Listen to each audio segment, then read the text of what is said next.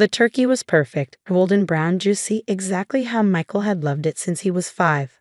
I'd been up since 4 a.m. preparing his favorites, cornbread stuffing with sage, green bean casserole from scratch, and the cranberry sauce that took 3 hours but was worth it for the way his face lit up every year. Except this year, his face was turned towards Sabrina, my ex-husband Thomas's wife, as she regaled the table with stories about her latest pharmaceutical sales conference in Miami. The keynote speaker was absolutely brilliant, Sabrina said, her manicured nails gesturing elegantly. He talked about how success leaves clues and you just have to be smart enough to follow them. I shifted in my chair, still wearing my scrubs from the 12-hour shift I'd worked until 3 a.m. The hospital had been slammed. 2 cardiac arrests, a multi-vehicle accident, and a pediatric emergency that had left us all drained. But I promised Michael I'd make Thanksgiving dinner, so here I was, running on 3 hours of sleep and pure maternal determination. Can everyone go around and say what they're grateful for? Thomas suggested, always the one for forced traditions he'd never participated in when we were married. The table was fuller than usual. Thomas and Sabrina, my parents, Michael and his girlfriend Jessica, my younger son David home from college, and Thomas's mother who still sent me birthday cards despite the divorce. I'll start, David said, grinning at me. I'm grateful for Mom, who somehow manages to save lives and still cook a dinner that puts restaurants to shame. I smiled at him, my sweet boy who understood, but my eyes were on Michael, waiting. When his turn came, he cleared his throat importantly. He'd always been theatrical, my Michael. Class president, debate team captain, now in his senior year of pre-med at Johns Hopkins. I'm grateful for a lot this year, he began, his voice carrying that polish he developed since starting college. But especially, I'm grateful for Sabrina. The table went quiet. Even Thomas looked uncomfortable. She showed me what real success looks like, Michael continued, looking directly at his stepmother. What it means to have ambition beyond just punching a clock. To build something meaningful in the corporate world, not just, he gestured vaguely in my direction, doing shift work. The gravy boat was in my hand before I consciously decided to reach for it. Gravy? I asked pleasantly, passing it to him with steady hands that had inserted IVs into collapsed veins, performed CPR on coding patients, held the hands of the dying. Thanks, he said absently, still focused on Sabrina. I mean, watching you navigate the business world, the way you network, the conferences, the strategic thinking, that's the kind of success I want. That's what's going to matter when I'm applying to residencies. Not just another vague gesture toward me, basic medical stuff. Basic medical stuff. My mother's sharp intake of breath was audible. David's fork clattered against his plate. But I kept my face neutral, the same expression I wore when delivering bad news to families, when dealing with difficult doctors, when pretending my heart wasn't breaking. That's wonderful, dear, Sabrina preened, shooting me a triumphant look. Success is about vision, about building a brand. I'm so glad I could show you that there's more to medicine than just bedside manner. Exactly, Michael beamed at her. Like you always say, it's not enough to just do the job. You have to excel, innovate, lead. That's why I'm so grateful you introduced me to Dr. Harrison at the conference. That connection is going to be huge for my residency applications. I buttered my roll methodically, thinking about Dr. Harrison, chief of cardiology at Presbyterian, brilliant surgeon. Also the man whose daughter I'd nursed through a near-fatal asthma attack 5 years ago, spending my break holding her hand because she was terrified and alone. He'd never forgotten. The dinner continued, but I tasted nothing. Michael spent the rest of the meal discussing his 5-year plan with Sabrina, how he'd leverage connections to get into a top residency, how he'd build his brand as a surgeon. Not once did he mention patients. Not once did he talk about healing. When everyone was finishing dessert, store-bought pies Sabrina had picked up, because who has time to bake from scratch? I excused myself to the kitchen. David followed. Mom, he said quietly. That was bullshit. Complete bullshit. Language, I said automatically, loading the dishwasher. You know how many connections you've made for him at the hospital? How many doctors you've introduced him to? How many times you've... David. I turned to face him. Let it go. But Mom, your brother has made his position clear. Sabrina taught him about success. I just do basic medical stuff. Shift work. Clock punching. David hugged me then, fierce and protective. He's an idiot. You're worth 10 of her. But I wasn't angry. Not really. I was tired.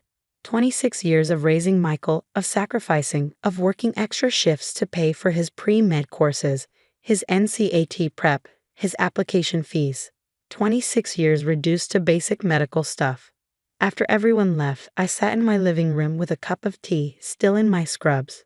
My phone showed 3 texts from Michael, all asking about whether I could get him observation hours with Dr. Patricia Nguyen, the head of trauma surgery.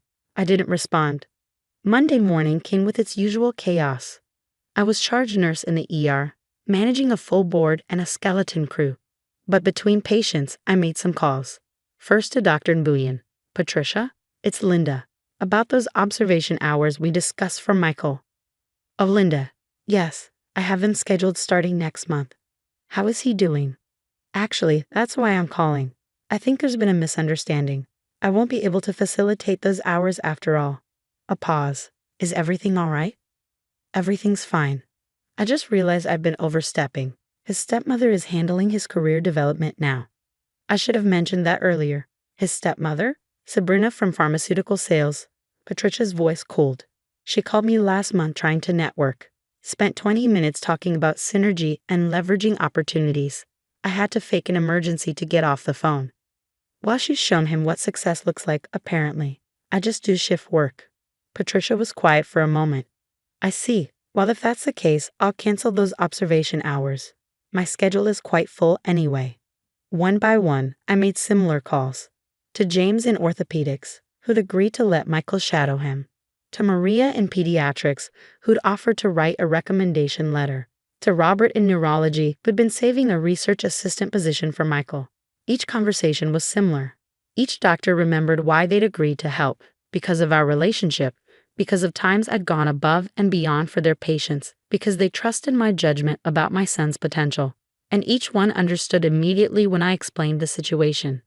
Basic medical stuff. James had actually laughed. Does he know you're the one who caught his appendicitis before it ruptured? When 3 doctors missed it because you remembered he always minimizes pain on his left side. By Wednesday, my phone was exploding. Michael, panicked. Mom, Dr. Nguyen's office says my observation hours were canceled. What's going on? Then, Dr. Martinez says he doesn't have any research positions available anymore. But he told me last month he was saving one for me. Then, Mom, please call me back. None of the doctors are returning my calls. My recommendation letters for residency are due in 2 months. Thomas called that evening. Linda, what did you do? I stepped back. I said simply, adjusting my stethoscope as I prepared for rounds. Michael made it clear that Sabrina's version of success is what he values, so I'm letting her handle his medical career advancement. You know, she doesn't have hospital connections. Then maybe he should have thought about that before dismissing 26 years of basic medical stuff. He's going to lose his residency opportunities. No, he's going to have to earn them. Without his mother's connections. Like he apparently wants to. This is vindictive. This is consequences. I was page overhead. Trauma coming in. I have to go. There's basic medical stuff to do. The next few days were a cascade of revelations for Michael. His volunteer coordinator at the hospital called to inform him that his hours couldn't be verified without my confirmation. I'd been his supervisor for his emergency department volunteering. The research paper he co-authored with Dr. Kim was being reviewed, and she needed my input as the senior nurse who facilitated the data collection. His application for the competitive summer externship at Mayo Clinic was missing a crucial reference, mine. By Saturday, he showed up at the hospital. I was in the break room, finally getting 5 minutes to eat something after a brutal morning. Mom, he looked haggard, stressed in a way I hadn't seen since his NCAT prep. We need to talk. I have 7 minutes left on my break. He sat down across from me, his usual confidence shaken. Everything's falling apart. Every connection I thought I had at the hospital is gone. Doctors who promised to help me won't return my calls. My volunteer hours are in question. I'm going to miss residency application deadlines.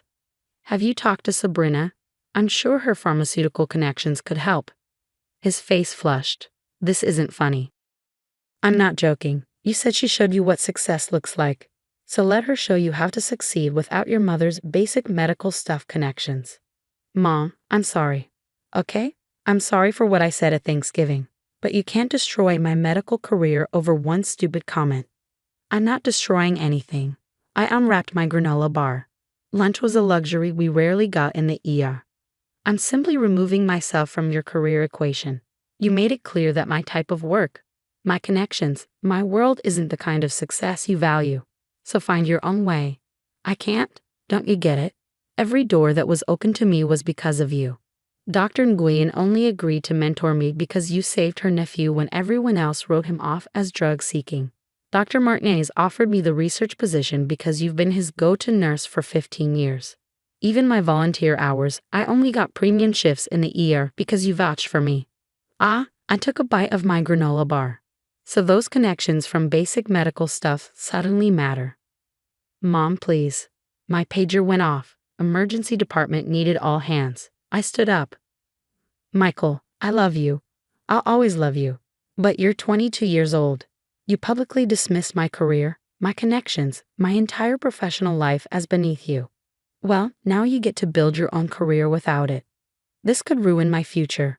No, this could teach you that success isn't about pharmaceutical sales conferences and networking events. It's about showing up every day, building real relationships, earning respect through action, not ambition. I paused at the door. Every connection I have in medicine comes from one thing, being good at basic medical stuff. Maybe it's time you learned what that actually means. I left him there and returned to the ER, where 3 traumas were rolling in simultaneously. Real work. Life-saving work. Basic medical stuff. Over the next 2 weeks, Michael learned hard truths. Without my connections, he was just another pre-med student in a sea of thousands. His stellar grades meant nothing without recommendation letters from doctors who actually knew him. His resume was impressive on paper but empty without verified experience. Sabrina, for all her talk about success and networking, was useless. Her pharmaceutical connections had no weight in hospital settings. She didn't understand the culture, the hierarchy, the unspoken rules of medical mentorship. One doctor told Michael bluntly that Sabrina had called trying to leverage synergies, and he'd blocked her number. David kept me updated, torn between loyalty to his brother and frustration at Michael's choices. He's writing apology letters to all the doctors, he told me one evening, trying to explain that he values their work and didn't mean to disrespect the profession. How's that going? Dr. Nguyen told him that respect is earned through actions, not letters. Dr. Martinez said he'll consider him for next year's research position if he can demonstrate genuine commitment to patient care, not just resume building. It was Thomas who finally called with the real conversation. He's devastated, Linda. This is his dream. Medicine was his dream, or was success his dream? A long pause. What do you want me to say? That I screwed up by marrying someone who made him feel like your career wasn't enough? That I let him absorb the wrong values? I don't want you to say anything. I want Michael to understand that every doctor he's trying to impress started where I am. Every surgeon he admires worked alongside nurses, respected nurses, built their careers on the foundation of basic medical care. If he can't respect that, he shouldn't be a doctor. So what does he do now? He starts over. Volunteers without the premium shifts. Shadows doctors who don't know me. Builds his own relationships based on his own merit. Learns what actual success in medicine looks like, not from pharmaceutical sales conferences, but from the ground up. 3 months later, Michael was working as a medical scribe in a clinic across town. No connections, just a grueling job that paid minimum wage and required him to actually understand the daily practice of medicine. He was also volunteering at a free clinic on weekends, the unglamorous kind where you clean bedpans and take vitals for hours. He called me after his first week. Mom, I helped deliver a baby today. Well, I just held supplies, but the mother was homeless. No prenatal care. The doctor, she was incredible. She just handled everything, so calm, so competent. And the nurses, his voice caught. They were amazing. They treated her like she was in the finest hospital, not a free clinic. That's medicine, Michael. The real kind. I know. I'm starting to know. A pause. The lead nurse there, Helen, she said she knew you, said you trained her 15 years ago. Helen Vasquez? Yes, I precepted her when she was new. Good nurse. She said you were the best nurse she ever worked with. Said you could diagnose faster than most residents, that doctors requested you for their difficult cases. That's kind of her to say. Mom, I'm sorry. Not just sorry because I need your help. Sorry because I disrespected everything you've built, everything you are.